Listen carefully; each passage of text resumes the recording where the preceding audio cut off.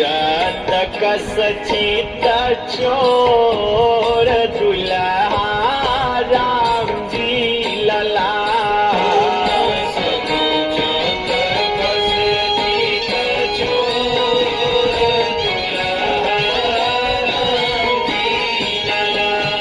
तुम सकुचतक सचित चोर दुल्हा राम जी लला।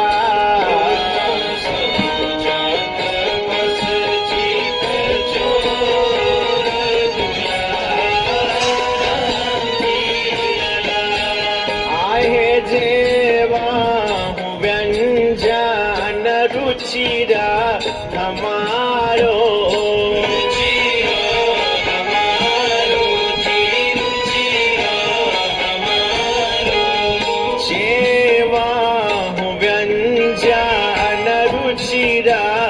हमारो व्यंग वचन सुनी मोर दुल्हा राम जी ललाए जी। व्यंग वचन सुनी मोर दुल्हा राम जी लला।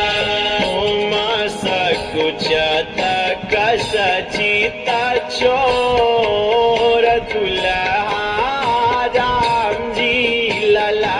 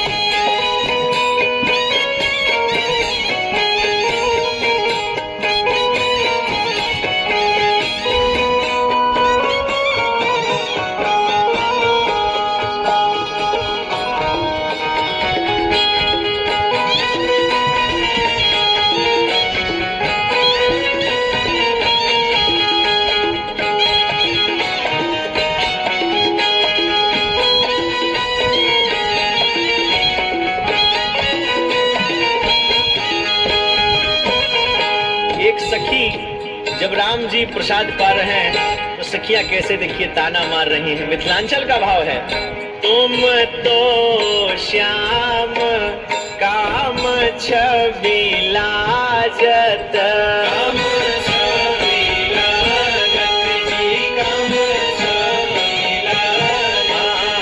तुम तो श्याम काम छवि लाजत।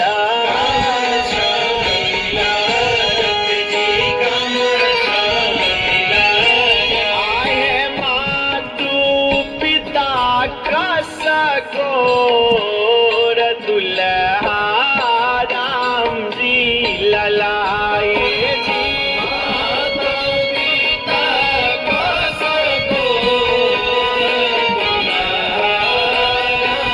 मिथिला की सखियों का भाव है। तुम सकुचतक सचित चोर दुल्हा राम जी लला।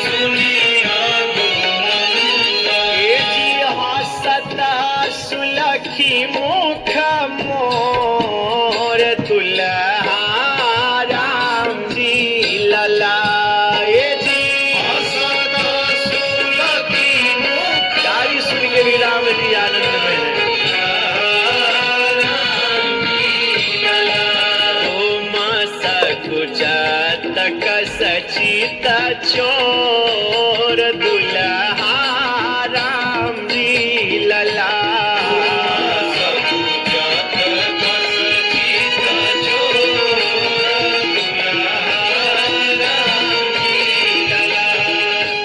सकुचत कस चित चोर दुल्हा राम जी लला।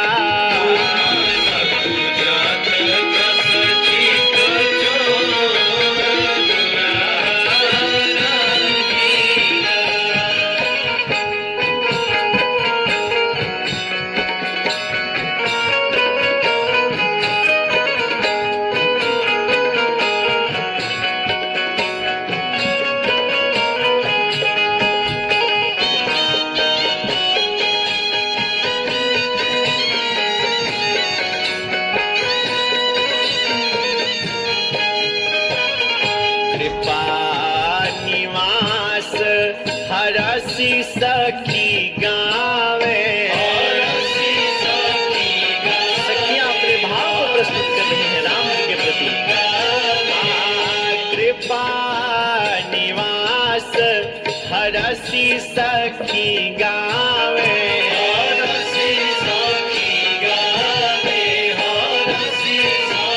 चोर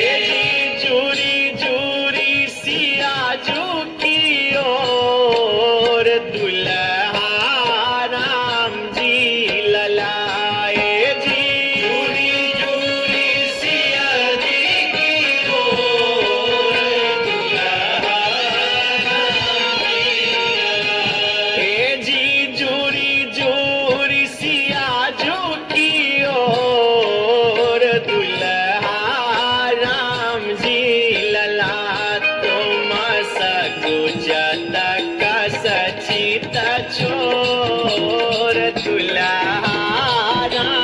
जी लला।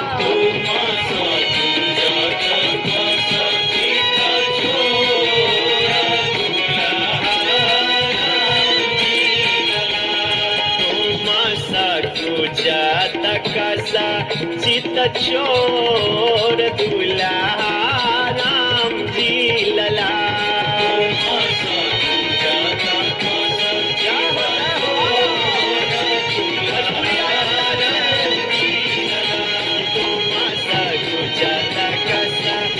चोर दुल्हा राम जी लला।